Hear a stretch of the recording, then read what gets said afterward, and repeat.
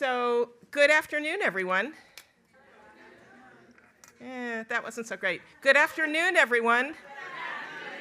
Okay, excellent. I'll take it. So I'm Andrea Labresco, and I teach in the Department of Teaching, Learning, and Technology in the School of Education here at Hofstra. And in addition to heading the doctoral program, I teach teachers how to teach social studies. So I want to welcome you to the second, I was going to say second annual, but the truth is it's like every 2 decades. So there's probably some word for that. But the second offering of The Teacher Who Shaped My Life. We did run this about 2 decades ago. I think it was 2008. And I don't really know why we waited so long to do it again, because it was great then, but I'm very glad that we're here today. Not everyone recognizes how important teachers are in our lives. I think during COVID they did. Parents certainly did. And I remember a Shonda Rhimes tweet during that time. She said, and I'll get it exactly as she said it, "Been homeschooling a 6-year-old and an 8-year-old for 1 hour and 11 minutes. Teachers deserve to make $1 billion a year or a week," is what she said. So when we first ran the program, the speakers talked about, we did kind of an analysis afterwards. They talked about the rigor and the creativity and the caring of their teachers. And sometimes it turned out these teachers were the only people in their lives who truly saw them. And I will say, though, that one person gave a hilarious example of somebody who was not a model teacher. And I'm not going to repeat that here, but suffice it to say that we learned from that one, too. But I think it'll be interesting to hear what kind of themes emerge today, and we are going to make you talk briefly about them at some point in the program. Did you think on a program about good teaching we were going to let you sit there the whole time? Absolutely not. You're gonna turn and talk at some point. But you'll see on our accompanying slides we have photos of the teachers. Not always, though, because sometimes people didn't have a photo of their teacher. It was a while ago and they couldn't access one. So we might have a photo of the person at the age at which they had the teacher, always entertaining, or a photo of the school they went to, which may or may not look the same today. We have a lucky 13 presenters, and before you gasp, they get 5 minutes each. And I'm saying that publicly because we all get 5 minutes each. So we'll be reminded to do that and be accountable. So breathe a sigh of relief, audience. No more introduction time because of those 5 minutes each and 13 presenters. The only thing I want to do before we begin hearing from the people who had these wonderful teachers is introduce our new dean as of January 2026, Ayanna Allen Handy, and she's going to welcome you, and we're delighted to have her here. Dean Allen Handy, I have to tell you that you can either do a big step up or everybody else can go around. That's how you get up now. It's a little peculiar. The redesigned place is beautiful, but this is odd. So I just go up and down this way, but I think most people do not. So I give you Dean Allen Handy, and here she is.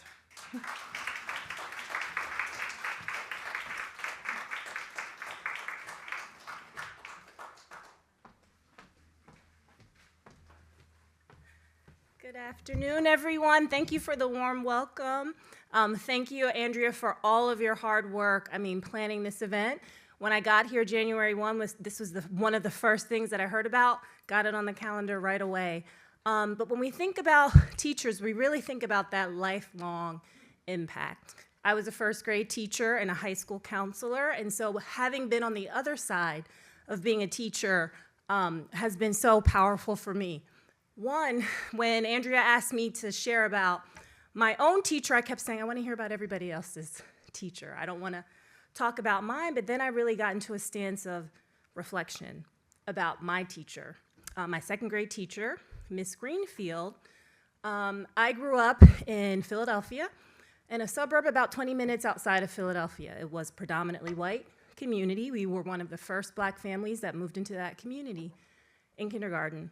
And as a kindergartner going into that community, that was very foreign to me and to my cultural reference and my lived experience. It was very challenging. By the time I got to second grade, Miss Greenfield was the one who saw all of me. She didn't see me as, well, we're not a colorblind school, so we're not gonna treat you differently. But she saw all of me. She embraced my cultural relevance, all of my lived experience, and she taught me how to write. It was there that I loved writing, and as you see, as a scholar academic, writing is something that I love, but it was Miss Greenfield who planted that seed in me. I've been looking for her. Facebook, all over the place for many, many years. All I could find was that she has since retired, but I have not been able to find her. So again, I'm really excited to hear all of your stories.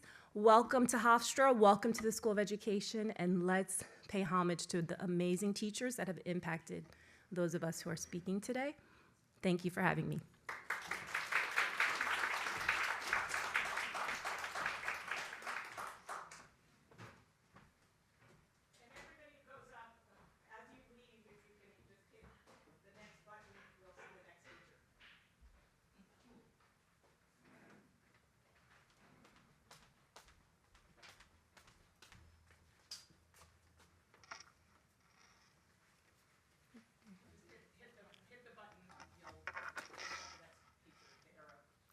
Oh, yeah, that's me.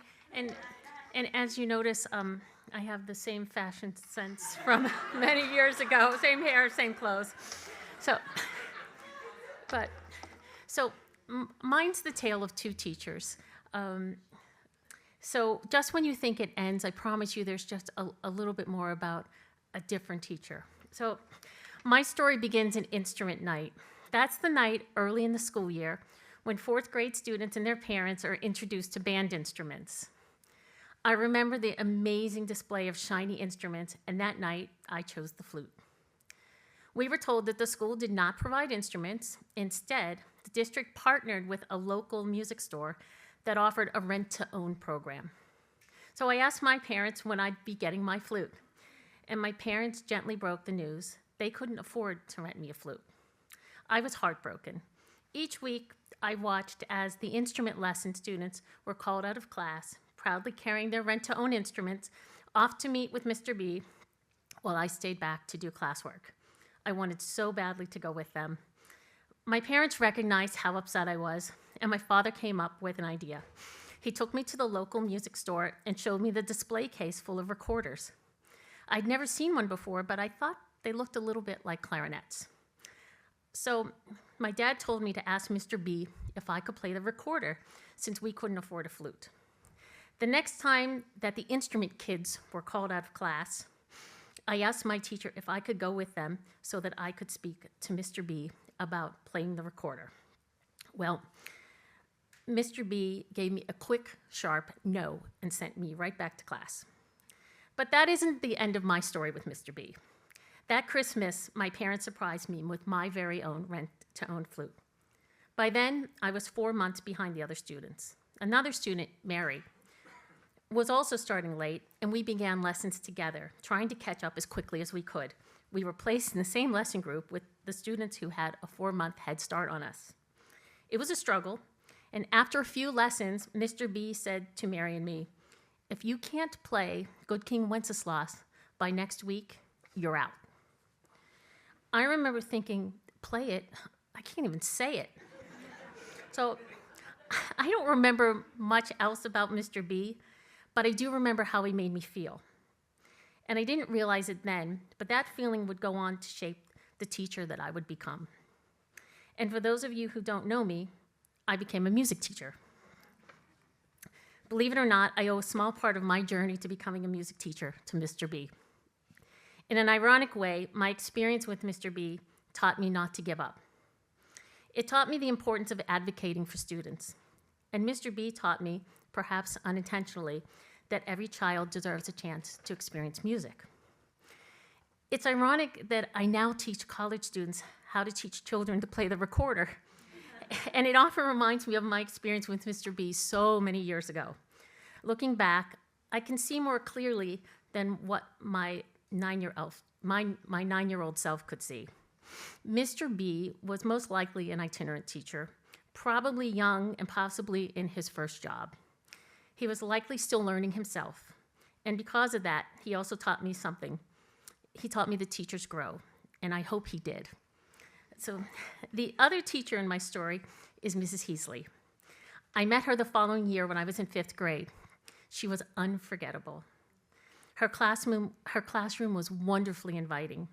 There was a fish tank, a rabbit, and our desks weren't always in rows.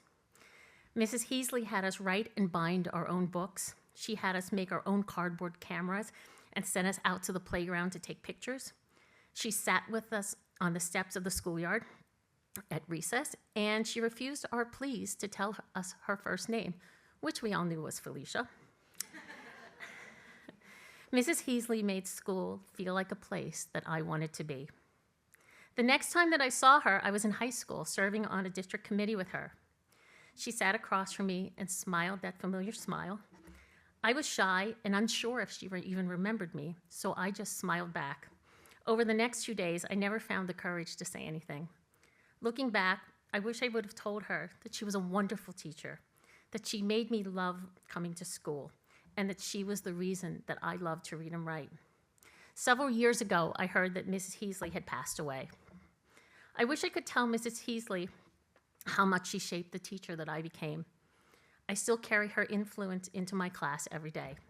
She taught me that teaching is more than about content. It's about children. And every year, I share a quote with my pre-service teachers. We don't teach music, we teach children. And I think Mrs. Heasley would approve. Thank you. That's me. Should I, you want me to switch? Yep. All right, that was a risk getting up that way, but I went for it. Okay. I didn't think I would. So, my name is Andrew Budrus. I'm a social studies teacher now in my 30th year, and I'm also a very long-time doctoral student in the teaching and learning program. So, there are many teachers who have been impactful in my life. Today I'm going to describe a hero of mine, Mr. Anthony Giordano, my 5th grade teacher. But before I get to the hero, it will help to draw a contrast and describe my villainous 3rd grade teacher. Experiencing my 3rd grade teacher made the impact of Mr. G in the 5th grade all the more important. My 3rd grade teacher, Mrs. Bruscia, was quite elderly when I had her in class in 1982.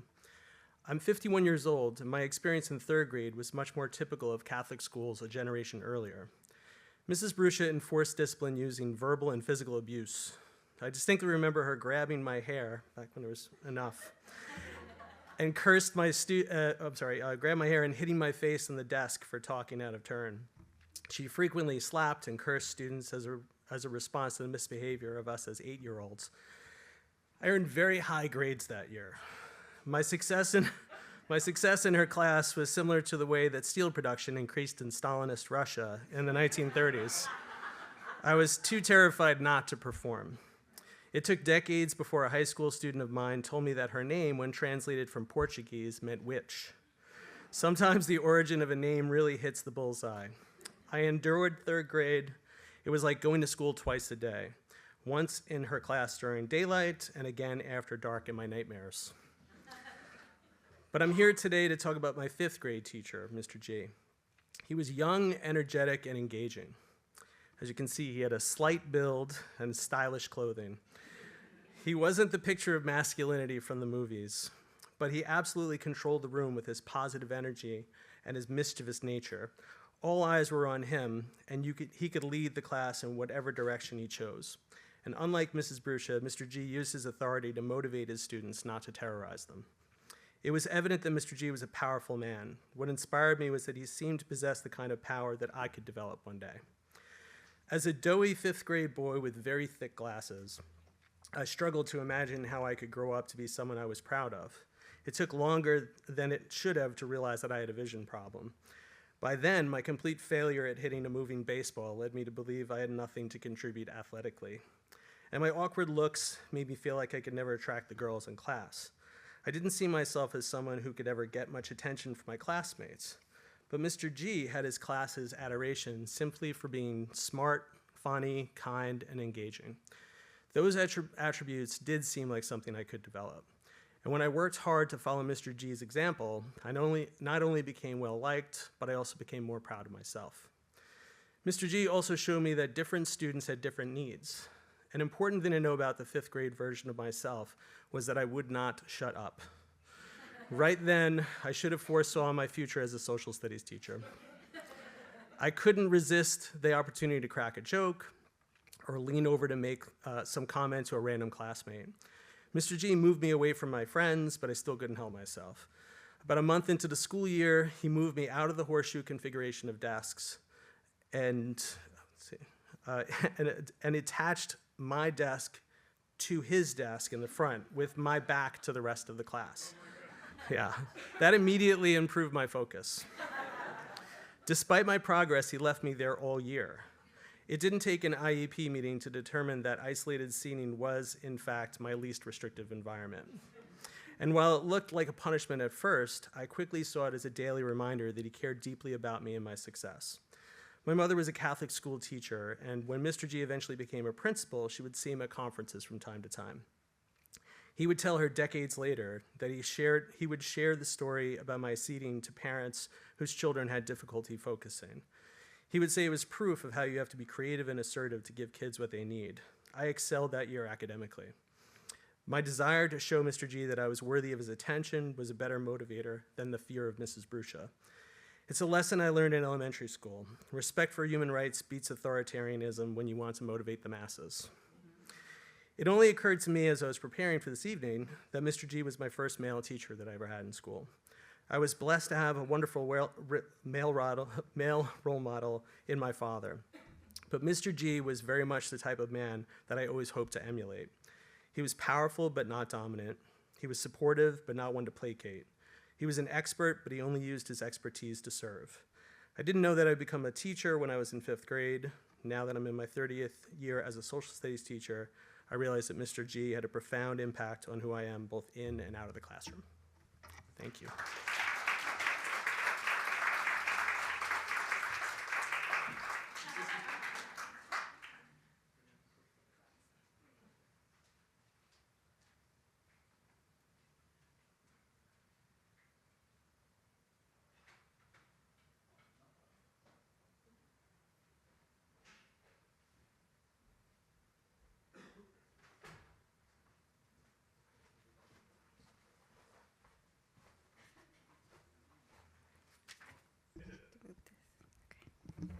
Good evening.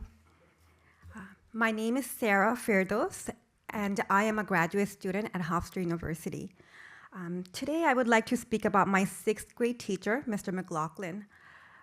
He supported me during a pivotal time in my life. I came to the United States when I was in the 3rd grade. I was born in Bangladesh, and previous to coming to the United States, I had never attended school. So when I came to the United States, it was a huge transition and very shocking for me. I really struggled throughout 3rd grade, 4th grade, and 5th grade, both academically and emotionally. I often felt that my teachers, they didn't understand how to support me, and I began to lose confidence in myself. So everything changed in 6th grade when I met Mr. McLaughlin. So he made me feel valued, capable, and seen. For example, when I failed a math test in 6th grade about multiplying fractions, instead of giving up on me, he sat down with me one-on-one and patiently helped me to understand the material. He consistently encouraged me and reminded me that I was capable of success. He also inspired me to develop a love for reading. So, for example, he gave me a gift card and he encouraged me to choose books that genuinely interested me. That simple act had a lasting impact, and it showed me that my interests mattered. I will never forget that he also made it possible for me to attend the senior trip to Boston, even though my parents could not afford to pay the school trip fees. That experience opened my eyes to the world beyond my life in Queens. Through his care, patience, and belief in me, I began to enjoy school. I worked harder and gradually improved academically. More importantly, I started to believe in myself. Mr. McLaughlin didn't just teach me academics, he changed the way I saw myself as a learner, and for that, I will always be grateful. Thank you.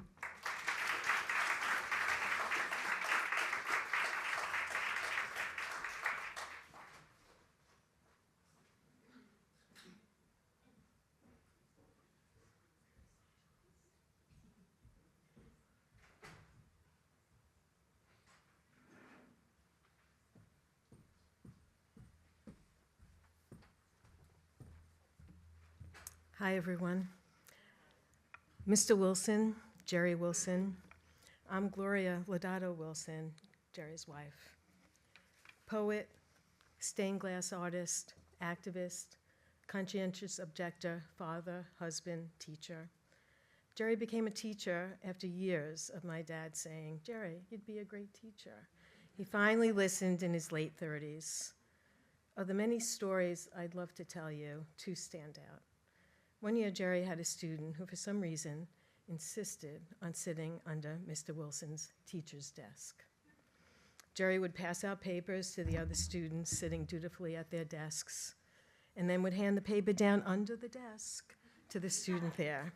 When it came time to collect the papers, a hand would emerge from under the desk with the paper. Jerry would take it. That's the type of teacher he was. Jerry worked in a district where many kids didn't graduate. He had his 5th and 6th grade students sign a pledge.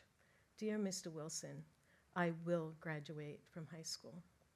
One August day, my daughter and I were all packed up, off to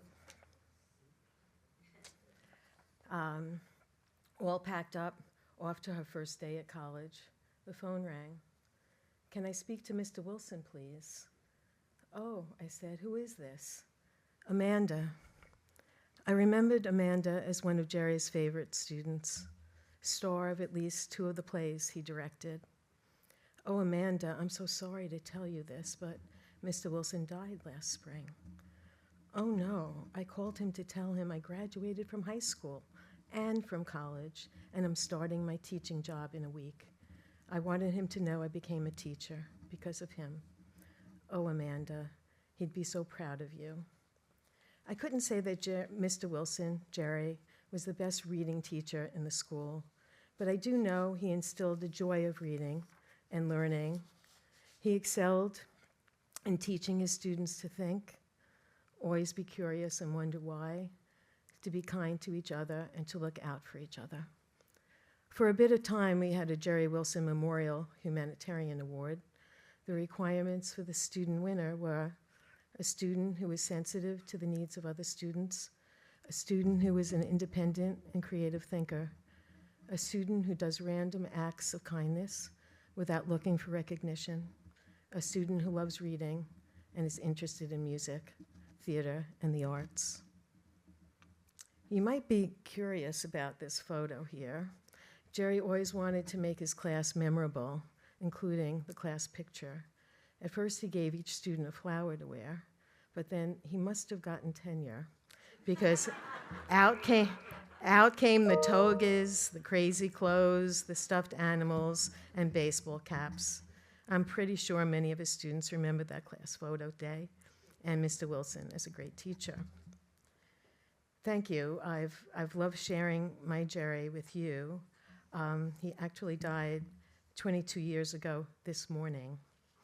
I'm ending with a bit from one of his many poems. Our shadows become longer cast according to the meaning we give our lives. Jerry had a long shadow, as will all of you as spectacular teachers. Thank you.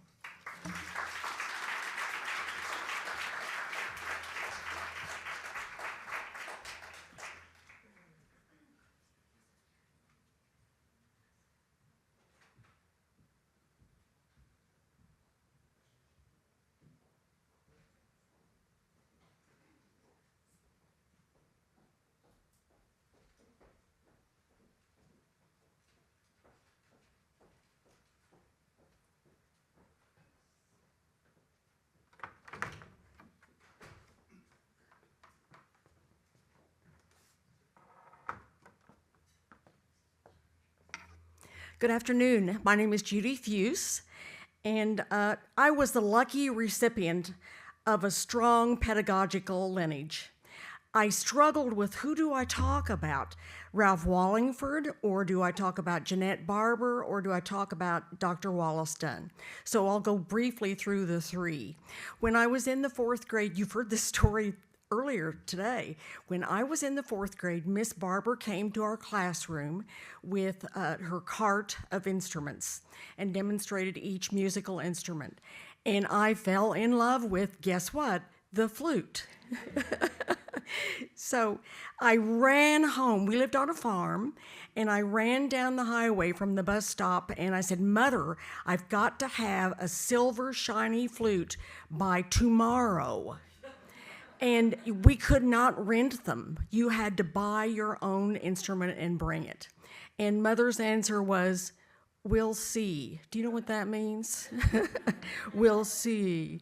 So she explained that the El Dorado Times came once a week, and she would search in the classified ads for a used flute.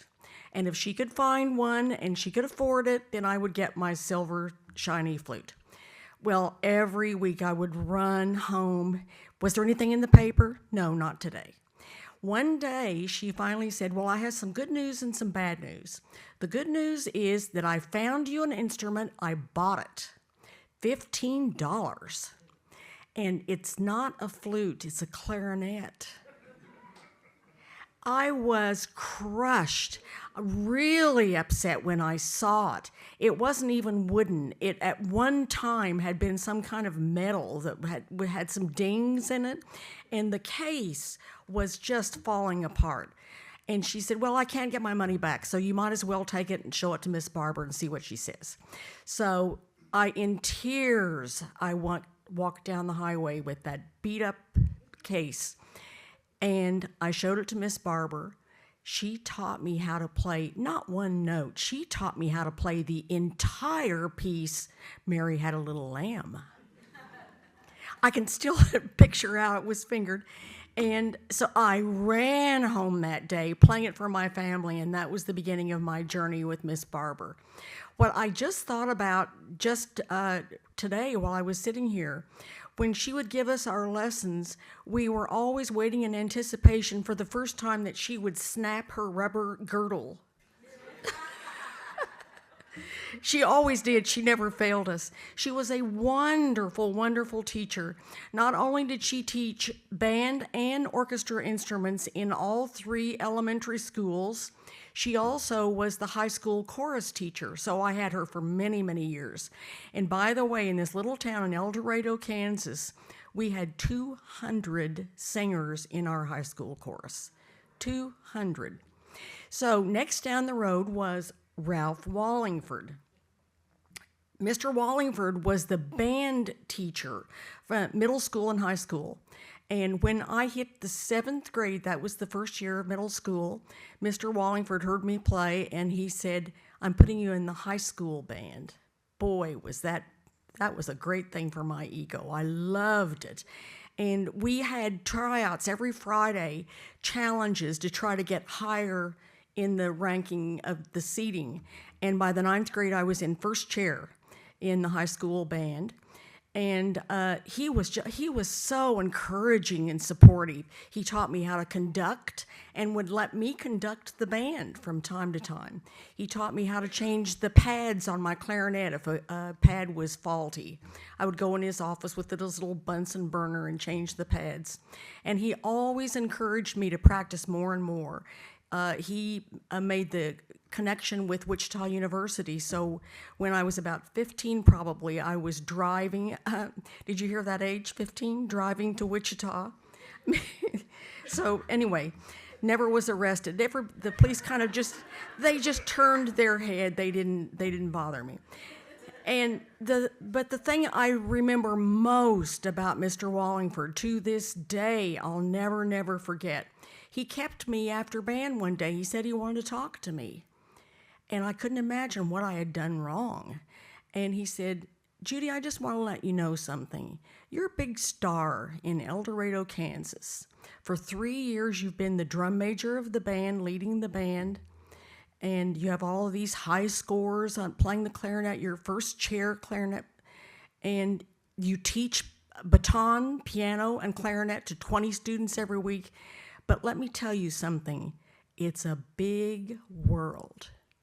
El Dorado, Kansas is not the peak. It is a big world. So remember that. Hofstra is not the peak. It's a big, big world out there. And then after Mr. Wallingford, we called him RW, by the way. So after RW, big man in a body that was like 5'4". And then I went on to Wichita University, and Dr. Wallace Dunn was wonderful, so supportive, told me all the time that I was the best organist probably in the state of Kansas. So I guess that's bigger than El Dorado. Anyway, Dr. Dunn had such an impact on my life that to this day, which is 73 years after he gave me my first organ lesson, I still carry his picture in my wallet today. So in closing, I want to say one thing. If you can find your teachers, give them a ring. Tell them what they meant to you in your life. It is so important. I still feel guilty that I didn't do that with Miss Barber and Mr. Wallingford. I did call Dr. Dunn every once in a while, but it is important. So thank you, Miss Barber. Thank you, RW, and thank you, Dr. Dunn.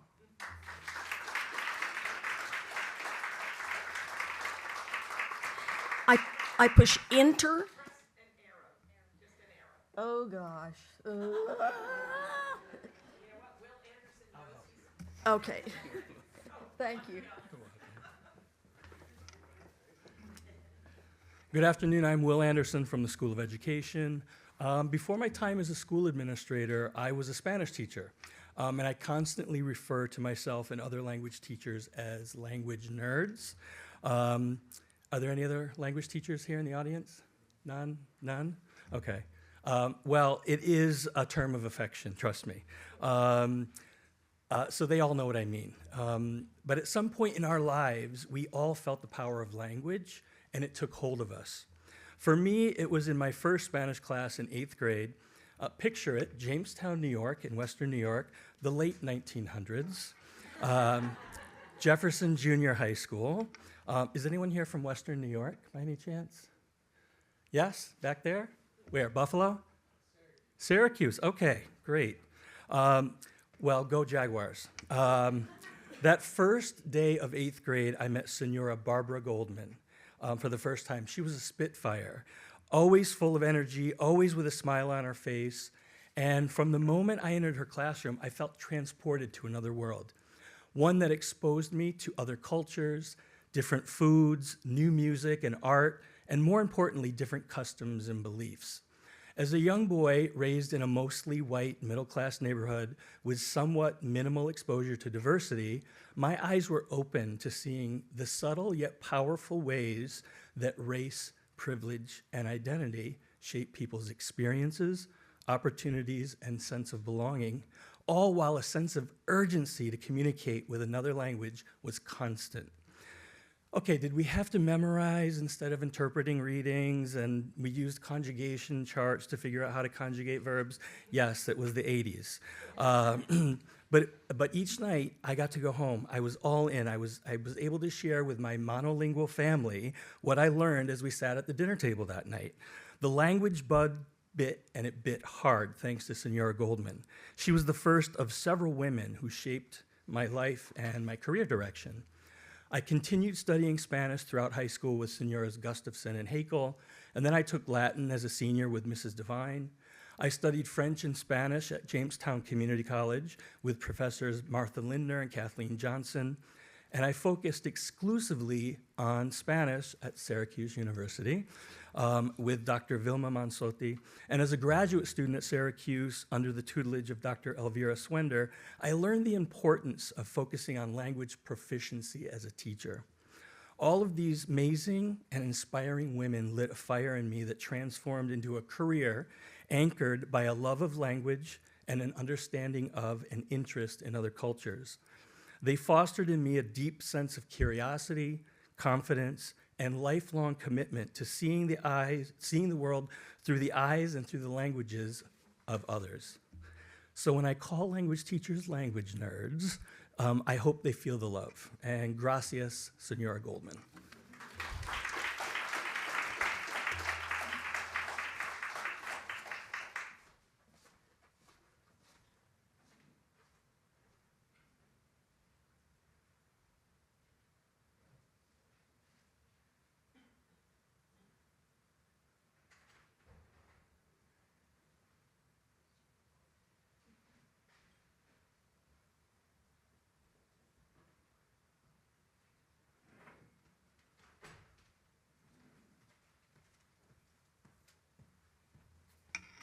Never been on this side of the podium.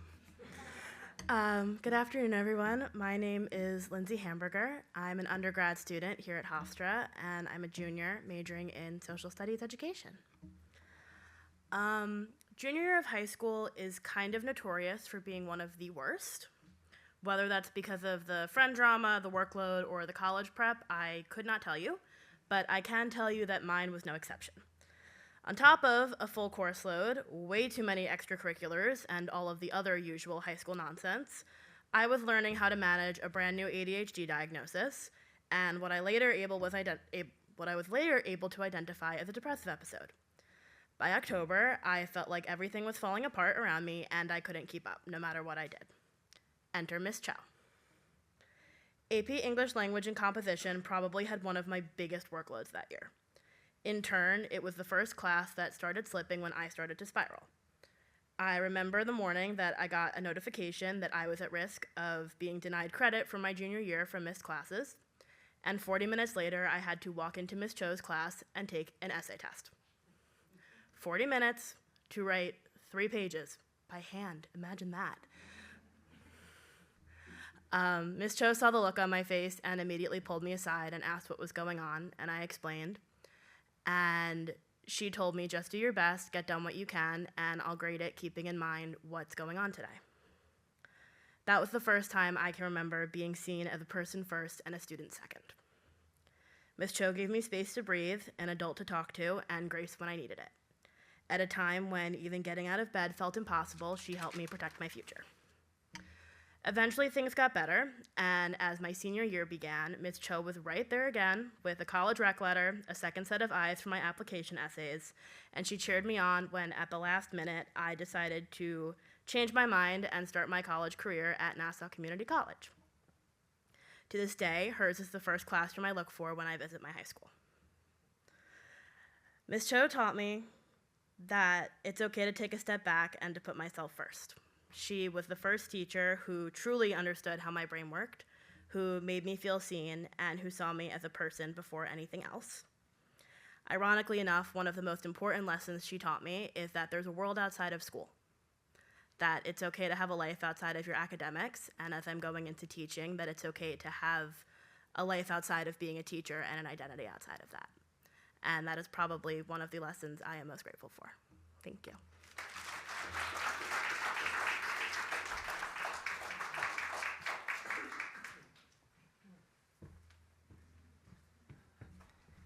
Yeah, that's me in 12th grade. I went for it. Before I talk about my teacher, I just want to say that I'm so grateful for people talking very personally about what their lives were in school. I really appreciate it from students and professors alike. That it's an act of generosity to do that. So thank you very much. So when my son was in 1st grade, he told us, "I'm learning so much, she is making my head explode." And I had my own version of that teacher, V. Louise Higgins. I should say, since somebody mentioned they knew what the name was, Felicia, right? We never found out what the V stood for. But one day when she came in, we had written lots of names that began with V across the board, hoping, including words like vanilla, we thought. But anyway, never found out. Anyway, V. Louise Higgins, and she was Ms. Higgins, and this was the 70s. She was one of the first teachers I had who used Ms. She was my 12th grade AP English teacher. And she wrote 1 to 2 pages of single-spaced comments on our papers. And her personalized journal assignments were designed to make each of us wide awake in the world. Every 2 weeks, each student was charged with writing a response to a particular article that Ms. Higgins had picked out for him or her. Like, she picked out a particular article for every single person. It was not until I became a teacher myself that I truly appreciated the volume of individualized preparation and grading that these assignments entailed, not to mention the assumption that members of our class were individuals with different interests and needs.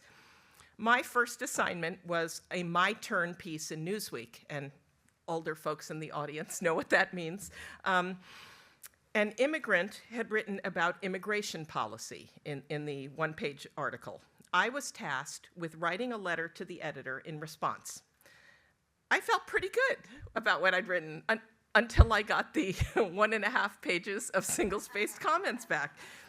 Ms. Higgins wondered why my letter had been so impersonal, why I had not, amid my policy analysis, extended a welcome to this recent immigrant to America. Her comment reminded me that analytical thought is but one aspect of being a citizen in a multicultural democracy. Another is recognizing and valuing the individual experience of the variety of citizens who make up our democracy and greeting them with the humanity that they deserve. I also remember the comments she wrote on my senior author paper on Sinclair Lewis. So we had to read 3 works. I read Babbitt, Main Street, and Aerosmith. And here's how those comments began. She wrote, "Andrea, dear, you have written your usual safe A paper." And it went on again, 1.5 single-spaced pages. She detailed the directions I might have chosen had I decided to think a bit more. These comments, needless to say, I'm telling you these this many years later, 50 years later, literally half a century, they burned in my head, obviously, and I thought about them every time I sat down to write a paper in college, and I never, at least consciously, wrote a safe paper again.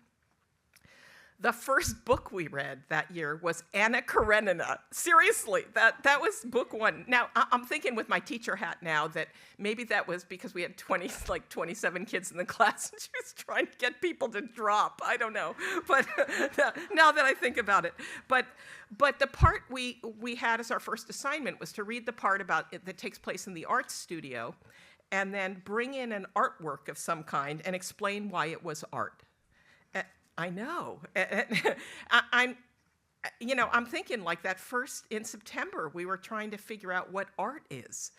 And I still really don't know, but I'm working on it. We also read multiple plays, including Hamlet, Antigone, and The Rivals. We didn't realize until about halfway through the year that Ms. Higgins had co-authored this anthology, 5 World Plays, with Walter Kerr, the playwright. I mean, the critic, the theater critic. Incredible. And it wasn't until this month I was reviewing a play at the Public, Antigone, that play I read in high school is the title of it. I loved it. How really excellent her commentary was in the book, because I went back and read it. I actually stole this book from Staples High School because I liked it so much. I'm sorry to tell you. But she wrote the general essay about all the plays and then the specific essays about each one of them, about thinking about how to teach it and what issues you should look at. She was quite brilliant, and she chose to teach high school English. In the 1970s, unlike today, if you took an AP class, you didn't have to take the AP test. Today, you all have to sit for an AP test if you take the class. And in fact, only 5 of us in a class of 27 sat for the AP test. And what she did for us is she had 5 weeks before the test, she had us after school and had special classes for all of us throughout April and the beginning of May. And these were not study sessions. Here's what she did. She felt that reading and extra literature would prepare us for the test and as human beings. And so she gave us 5 books to read. And here's what the books were: Flaubert's Madame Bovary, Joyce's Portrait of the Artist as a Young Man, Thomas Mann's Death in Venice, Swift's Gulliver's Travels, and Faulkner's The Sound and the Fury. We read 5 books in 5 weeks, and there were only 5 of us, so there was nowhere to hide. Like, we read them and discussed them, and I understood as much as I could at age 16. I'd be remiss if I didn't talk about her wicked sense of humor. When she was teaching us the meaning of sardonic, she invited us to try our hands at making a sardonic comment. So one student said, he really took up the challenge, and he looked at her and said, "Nice wig," is what he said to her. Now, we were aghast, like we looked at each other, like, did he really say that? So here's what she did, though. She elected to take him down, not by explaining how his insult was childish, which it was, but rather with barely concealed glee, she commented on an aspect of his dress in her Boston Brahmin accent, and she said, "Lovely sweater, knit it yourself, dear." As usual, she had the last wry word.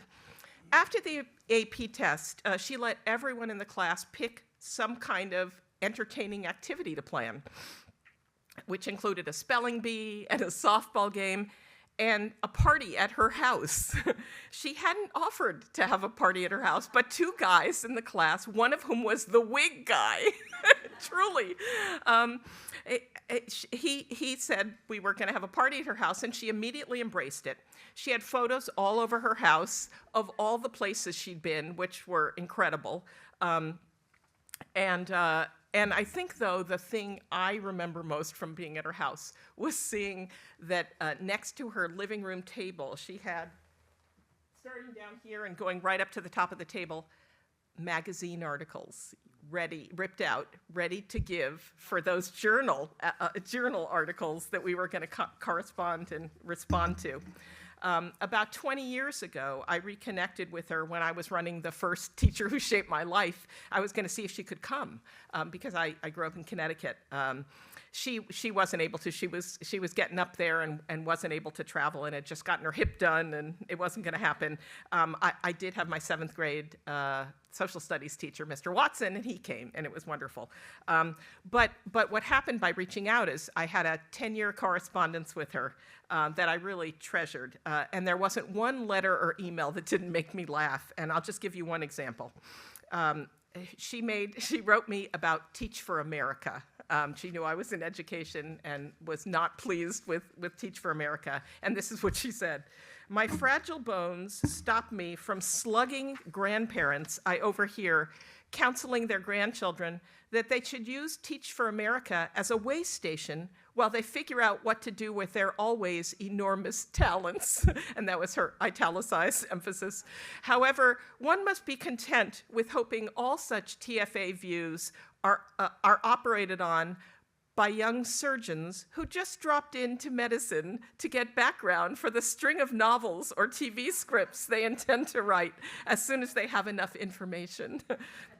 So she ended every email with the exhortation, "Onward." And we, who were lucky enough to have V. Louise as a teacher, mentor, or friend, have no choice but to obey. Thank you. So, what we've heard so far is all of the people up to college. The last part of our people, and it's shorter than the first part, like any good theater production. It's always shorter after the intermission. But here is our brief time to turn and talk to the people around you and talk about something you've heard so far, if you notice any themes in what people are talking about, or tell them about a teacher who shaped your life. This is going to be, like 4 minutes. So discuss, as they say on SNL. Okay, we're back. As you're coming back to this, I just want to remind anyone who didn't notice that there is food in the back. There's fruit and brownies and cookies, Hofstra's finest. So The second part of our program focuses on college professors. I did this in order because I didn't know what people were going to say in advance, so I couldn't do it thematically, so I went just grade order. And Meg Messina is going to start us off, but I want to say a brief thing about Meg Messina before she does. Ha ha. So I had Meg as a doc student in the Learning and Teaching doctorate, and to my School of Ed colleagues who teach at the doctoral level, you know the feeling you get when you have someone in your class and you just know they're a great teacher and you wish you could see them in action. Well, Meg is now my teacher. She's director of the Mineola Choral Society, and honestly, I could easily have selected her for the teacher who shaped my life. As any of my friends and family will tell you, I love Mondays now, and that's not an ordinary day that, ordinarily a day that teachers like root for Mondays, quite the contrary. But I love Mondays because that's when we have our rehearsals. And Meg she's brilliant, she's warm, she's hilarious, and she loves learning and life. And I'd not sung with a group since college, and I joined the year after my husband died. And Meg filled a hole in my heart. So, Meg Messina. Thank you. That was unexpected. Thank you. Well, hi. My name's Meg Messina. And I've been teaching choir at Mineola High School for 25 years, and I'm also adjuncting at Malloy University. Today, we've heard about teachers that spun people's worlds right off their axis, but I would like to talk about another kind of teacher, and that's the teacher who does just enough good teaching in small recurring gestures to create a reciprocal positive effect that's tough to measure, but resounds for years. A teacher like my Professor A, whose effect might take some reflection and distance to appreciate. My reflection is from a distance of 30 years, so I have to call this guy Professor A because I don't remember his name. And this is the story of how I came to understand his impact. In the spring of 2022, I bummed a copy of Macbeth off my buddies in the English department in Mineola. I was going to review the play before heading into the city to see a production called Sleep No More. I needed the review because Sleep No More reimagines Macbeth in a self-guided, immersive theater experience housed in an elaborately designed 5-story Chelsea warehouse, using dance in the absence of dialogue and not chronologically. I joked with my friends that I needed a small copy of Macbeth because I planned to read it while dining alone before the show, and I was self-conscious about nerding in public. My buddy said, I wouldn't have thought you were a nerd. I would have smiled and asked you who your English teacher was. So this is a story about my English teacher, Professor A, who taught at the University of Delaware when I was a freshman in 1997. It's about how his clever little nudges touched my heart and confidence in a way that prepared me to embrace the seismic changes that would follow. When I got to UD, I was a good student on paper, but mostly because in high school I had worked like a dog. Compared to my gifted brother and my brilliant friends, I was a little slower to connect ideas. I was good at other things, and I didn't lack for joy, but I was self-conscious about my academic instincts. Then I went to college. I was a decent singer, I was an excellent pianist, and actor with a few professional credits, so as you might expect, I majored in biology. I suffered through the first lab, and I cried when it was clear that I'd inconvenienced the TA by not taking naturally to the subject. I was passing because a sweet, floppy-haired, 6'4" string bean of a young man called Taki Galakis let me cheat off him for the semester.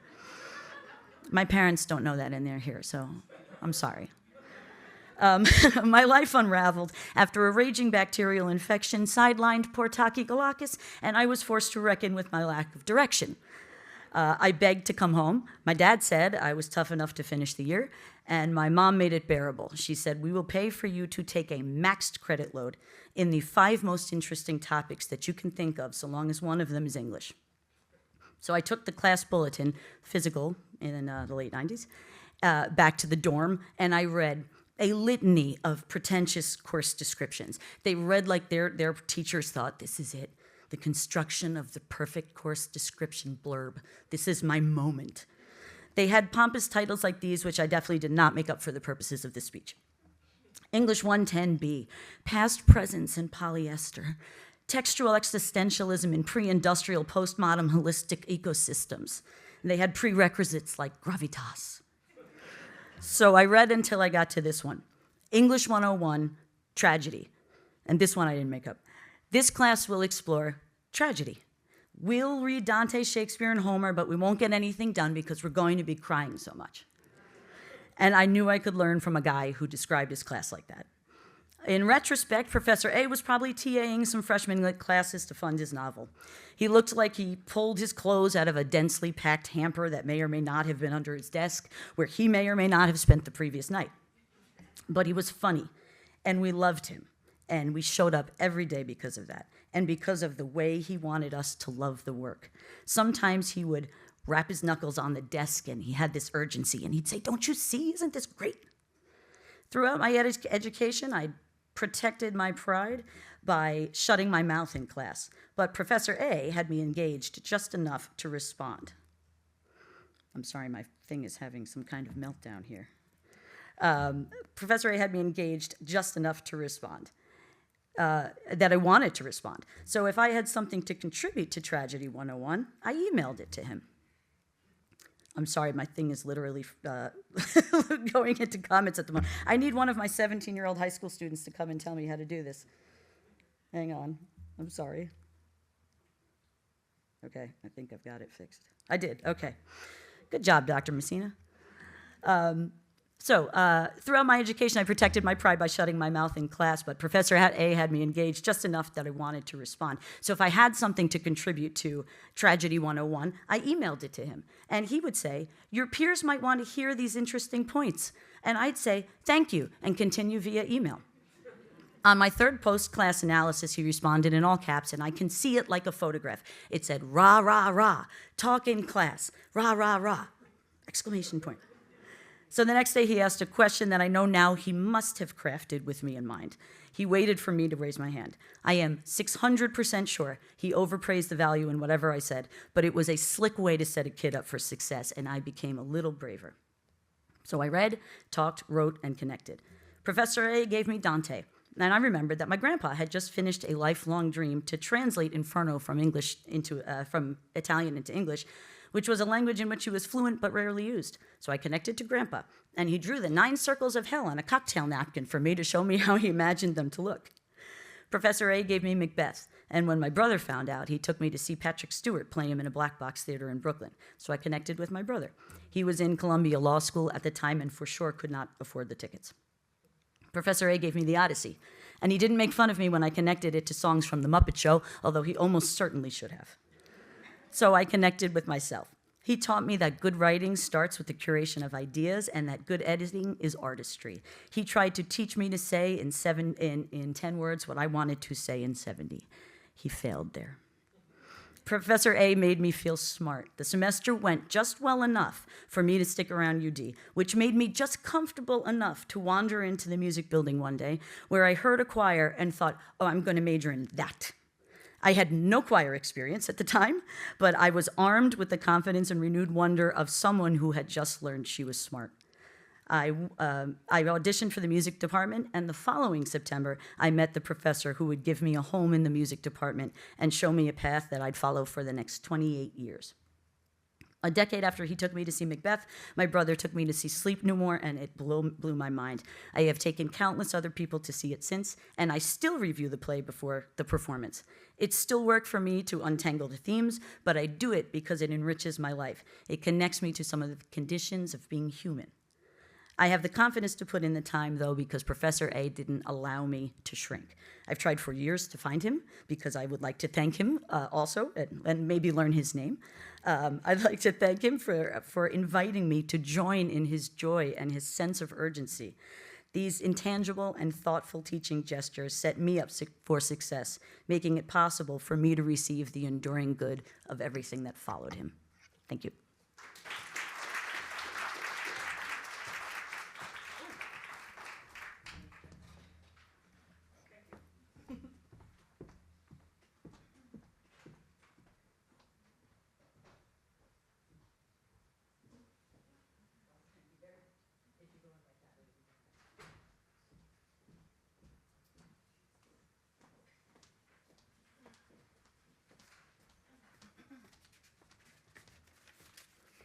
Good evening. I was thinking of grabbing that mic and pole vaulting up here.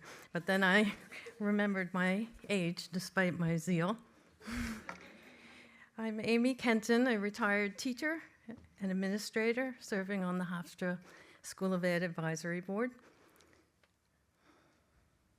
I'm going to talk about a graduate professor whose vision, scholarship, and integrity were integral to shaping my life. But like the others, small detour.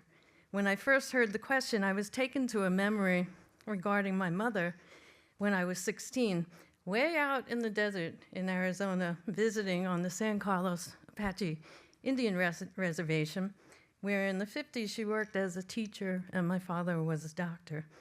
And we were way out there. And amazed me how this girl from Brooklyn was so transformed and would grab that wheel through the Superstition Mountains, the copper mines, the cactus-filled desert, and I was a bit nervous. But I caught her sparks. And we're way out at a trading post, and the man at the register looked at her and said, "Do you remember me? I was your student." And then a woman came up and said, "Do you remember me? You were my teacher." And so it went for the rest of the day. And I always shared that story when I was a principal with the teachers, because I said, you never know. You may be that teacher they always remember. And I'd also share it with my students to say to them, pay attention to the first time you see your parents' impact in the world. Dr. Manning Marable was also one of the teachers who most shaped my life. He was a graduate professor of mine as I pursued my second master's in American Studies at Columbia. I'm out of breath, as if I had climbed up here. The other night at the NASA Holocaust Museum, at an event, a speaker succinctly conveyed the life gift I got, studying history with Dr. Marable. Memory isn't just about the past, it's about what we choose to do today. Dr. Marable was the director of Columbia's Institute of Research in African American Studies. He wrote many books on history and public policy, some of which we studied with him, including Beyond Black and White, Transforming American Politics. He won a Pulitzer Prize for history for his biography, Malcolm X, A Life of Reinvention. He himself was a force in many political causes. I didn't just enjoy, I was changed by Dr. Marable's intellect and noble pursuit of justice, especially as the lead professor guided me on my thesis. His thoughts, insights, and research were profound, thorough, nuanced, imbued with grace. His scholarship was a beacon, especially for my future teaching in social studies and English in high school. I always said my high school students took that master's right along with me because I made them read every paper and talk to me about them. I was at Columbia because of a congressional award to James Madison Fellowship, which funds a master's to one teacher per state. I mention it in case there's any future social studies teachers out there or social studies students who want to get interested in working on their next master's. And because I so benefited from it, then I served on federal grant panels in professional development, like the Teaching American History grant. But specifically about Dr. Marable.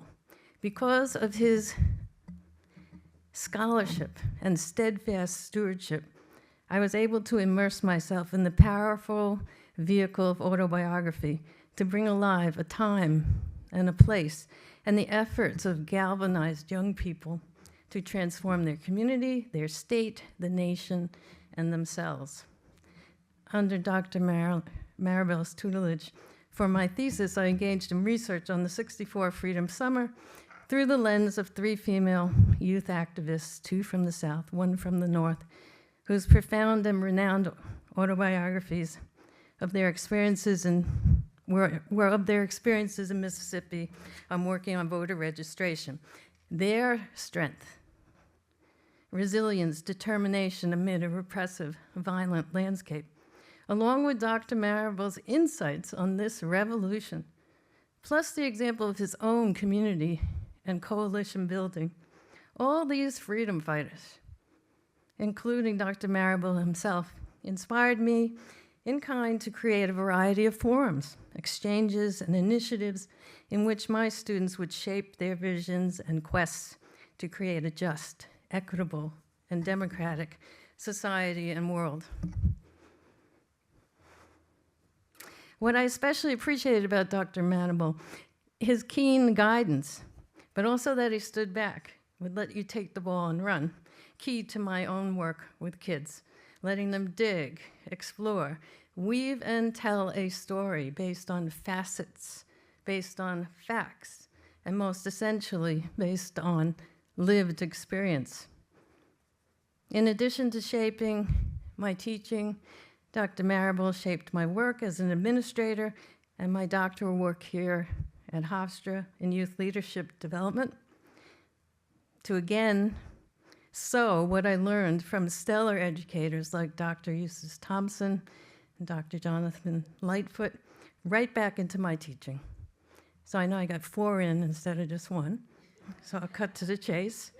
At the core of what I gained from Dr. Manning Marable, of course, the importance of being a lifelong learner, to add to the continuum, to pay forward the knowledge gleaned, to spark and ignite the imaginations and actions of young people.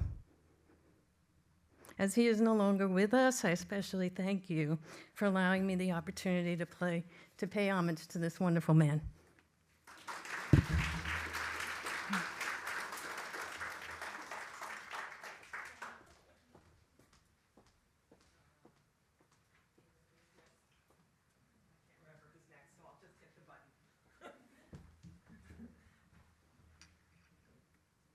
Okay.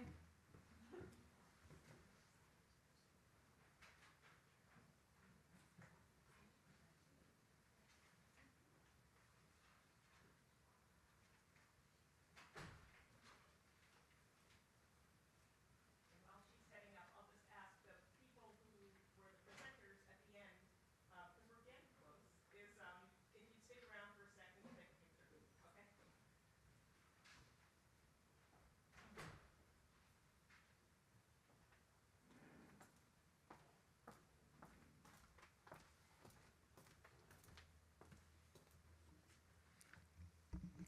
Hi, everyone.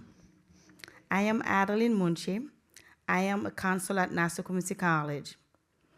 I want to start with a sentence that changed the direction of my life. A professor once looked at me and said, "You need an education and a degree so you will not be homeless." At that time, I was a graduate student at Hofstra University. And the reason that those words mattered so much was because I was homeless. Sometimes the teacher who shaped your life doesn't just change your education, they change your future. It is truly an honor to be here and reflect on a professor that made that kind of impact on me, Dr. Rebecca Nato. She's right here.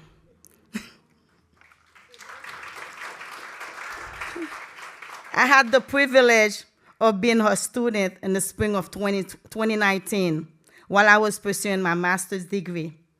But during that time in my life, things were incredibly difficult.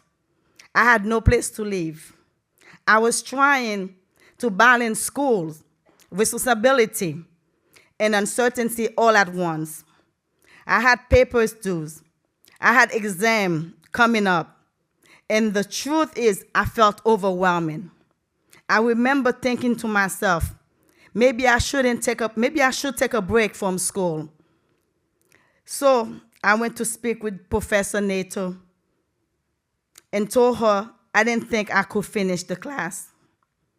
She listened to me, and then she said, "I'm going to give you an extension." But what she said the next day, that stayed with me forever, she looked at me and said, "You need an education and a degree so you could get yourself out of homelessness." That moment was profound because she didn't just see where I was, she saw where I could go. Professor Nato didn't just teach a class. She affirmed it. She encouraged me.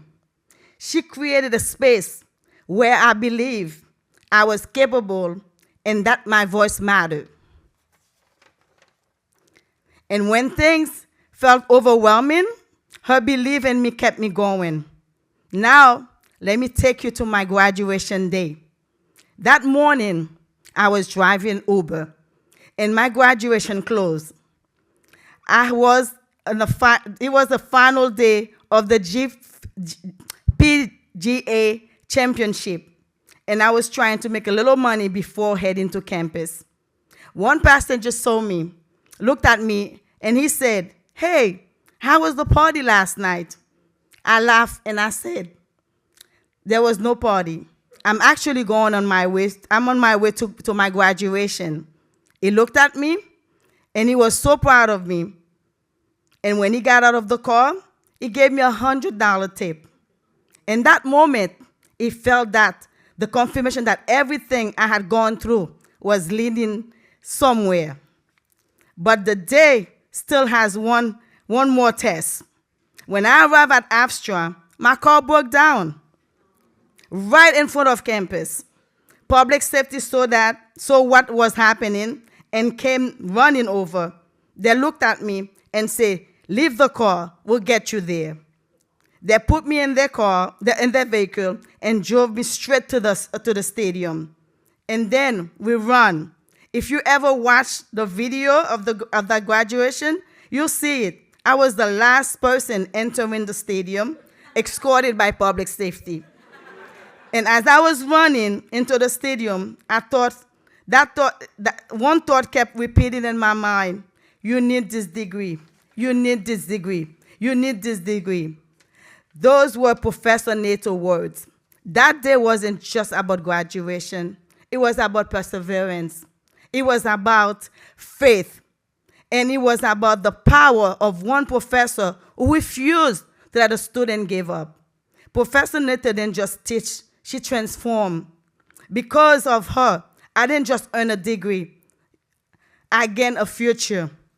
Professor Nato, thank you for believing in me when life was uncertain.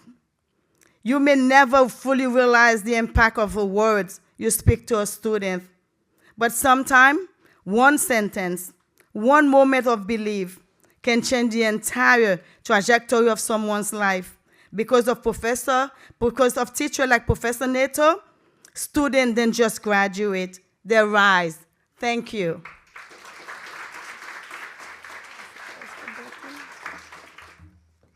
Wow.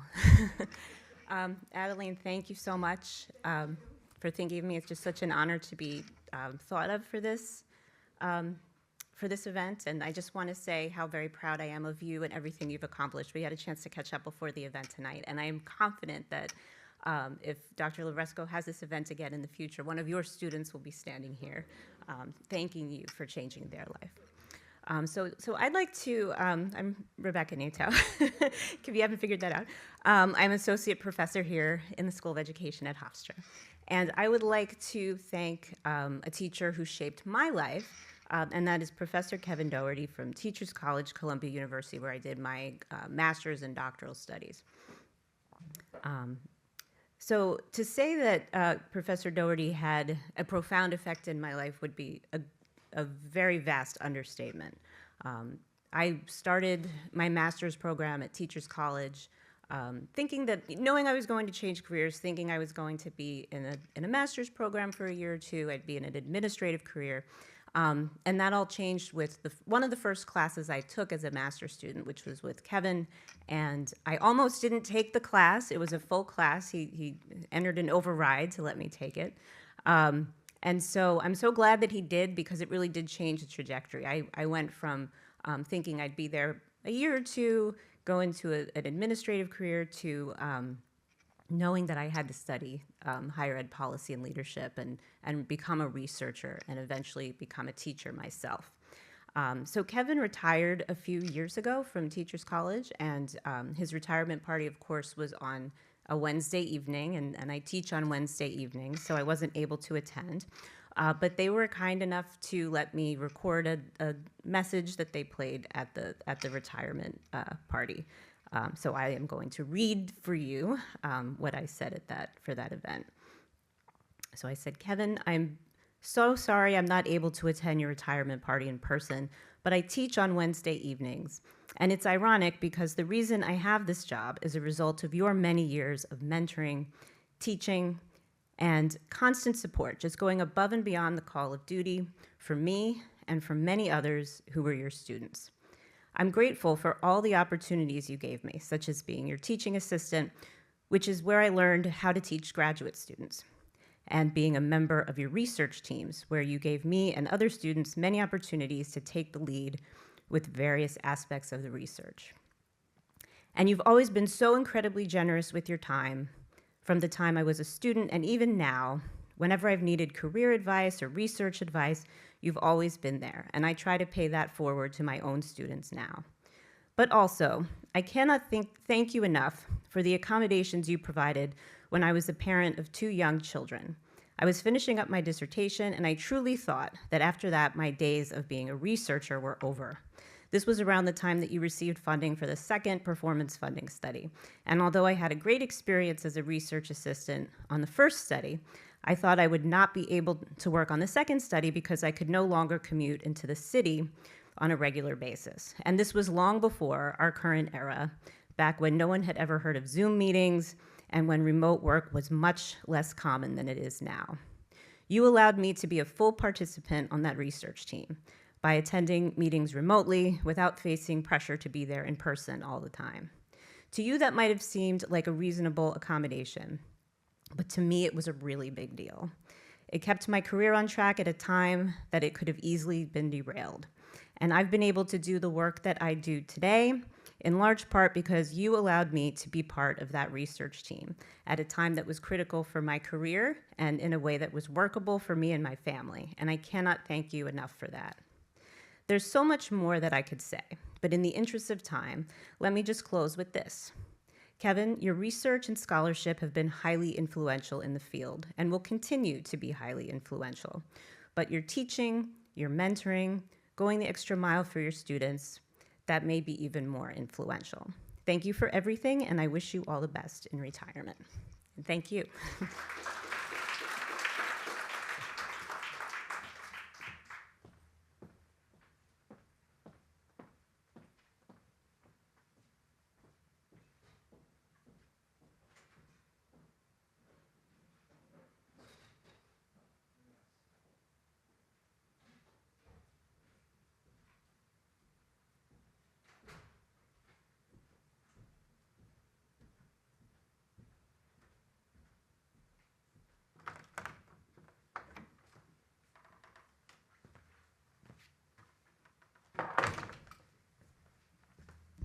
It's a long walk. Hi, everybody. My name is Warren Fresina. I'm the Dean of the Honors College here, for those who don't know me. And let me just start by saying that I'm really humbled to be standing here, actually, after having listened to all of these stories. They were really quite remarkable and, well, and transformative. So I want to expand for a moment our definition of a teacher. Barbara DiConcini was not my teacher in the traditional sense. She wasn't part of my formal educational path. I met her when I applied for a position as the Associate Executive Director of the American Academy of Religion. She had been recently named the Executive Director, and she was about to become my boss. Now, you may know this already, but not all bosses are good teachers. You may have had some that taught you little or that taught you what not to do when it comes to managing people, accomplishing a goal, or building an institution. If you're lucky, however, you'll come across a boss who teaches you all those things, not by instruction, but by modeling how to go about such tasks with creativity, generosity, grace, and not a little bit of determination. So let me explain. The American Academy of Religion is a learned society and professional association for people who teach religion at colleges, universities, and seminaries across the United States and globally. At that point, when she was brought on and I was being hired, it really was not much more than a mailing list and a couple of filing cabinets. And what it had was the habit of holding an annual meeting where scholars came together to talk about all the ways that religious beliefs and practices shape the world in good ways and in bad. So what did Barbara teach me? Well, the first thing I learned from her had to do with adjusting my field of vision. To that point, I'd been a regular scholar teacher. My classes and my writing were the focus of my professional life. And in just one conversation with Barbara, it showed me that my responsibilities had suddenly broadened from that narrow focus to actively seeking whatever I could do to promote the academic study of religion writ large in all of its forms across all those different kinds of institutions. Now, that's not a small thing. Too many of us go through life without recognizing the extent to which it takes people caring for the broader sweep of things to make the world go round. Don't get me wrong, we need narrow specialists too, but too often they get noticed while the people who see the whole and themselves go unnoticed. Can you tell I've spent the last 20 plus years as an administrator? But beyond the field of focus, Barbara also showed me that we had to believe wholeheartedly in the value of what we were doing. We were, and I remain, absolutely convinced that the world needs careful reflection on the ways that religion shapes our world for better and for worse. It was our responsibility to do whatever we could to extend such opportunities. Why? Because we knew the world would be a better place for them. I also learned from Barbara about what it takes to lead an organization.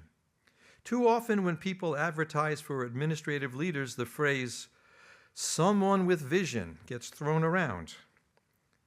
But think about it. It would be nice if the person you hired had a crystal ball and could see into the future exactly the way things are going to be, and then reverse engineer things so that your organization functioned optimally in that world. But given the pace of change and the serendipity as well as the disasters that await us, no one has that kind of vision.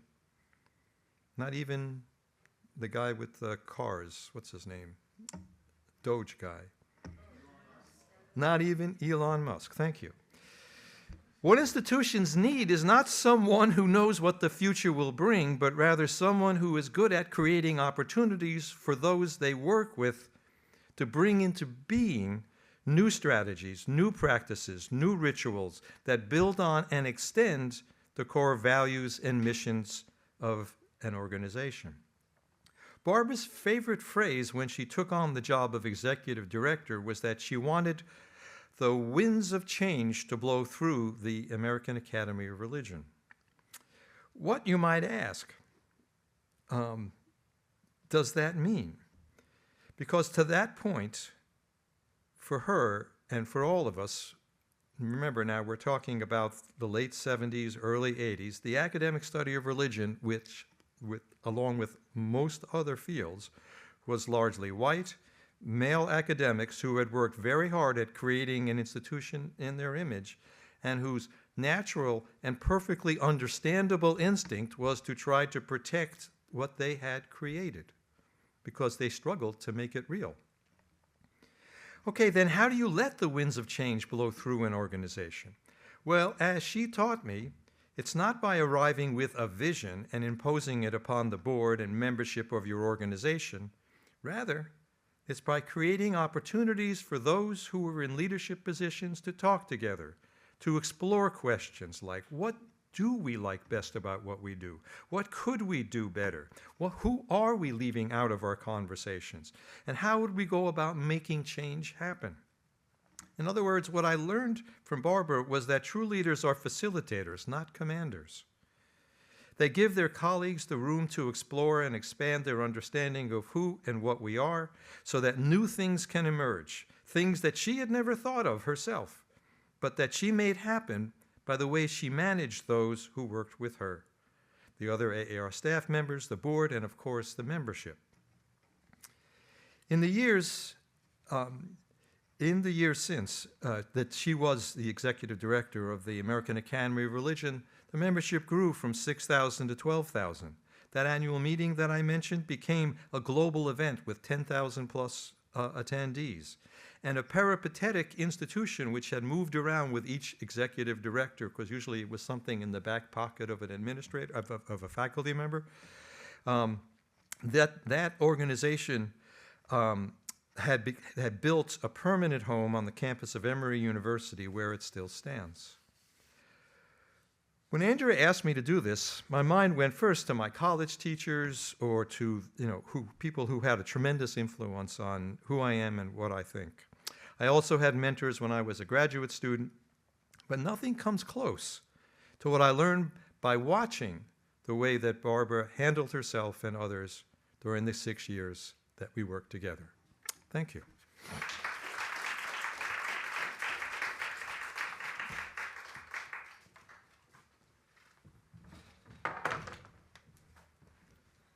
I've still never been backstage here. Okay, we've come to the end, as you can see. And as several people said when they were up here, please do consider telling your teacher if they had an effect on you. It will mean the world to them. I do want to say one thing about Warren, since he's back out now and can hear it. He clearly learned those lessons. I have worked in honors college in the big C&E course, Culture and Expression course, and then taught seminars myself. And if there were an administrator who shaped my life, he would be it hands down. So it's just, he does a phenomenal job at honors college. Well, we ended up right on time. What are the odds? It's really, this was a joy to be a part of. I'm grateful for those of you who spoke. I'm grateful for those of you who attended. I'm grateful for those of you who have decided to go into teaching. I hope there are some people in the audience who are thinking about going into teaching who might not have otherwise. You can see what a profound impact it can make. A bunch of us could have spoken of other teachers as well. I mean, some of us have been really fortunate and had wonderful teachers. But that's not a given. It takes a lot of hard work. I think the Peace Corps motto was one I always thought about teaching, which is the toughest job you'll ever love. And it's really hard to be a good teacher. It takes a lot of time and energy and emotional angst and sleepless nights. It takes all those things. But it's well worth it. So for anybody considering it, come see us in the School of Ed. For anybody coming and thinking about getting a doctorate, come see us in the School of Ed. There's several of us in this room who run doctoral programs who really enjoy the combination of teaching and research together. So thank you very much for coming. Presenters, if you'd come to the front, we'll take a picture. Have a wonderful evening.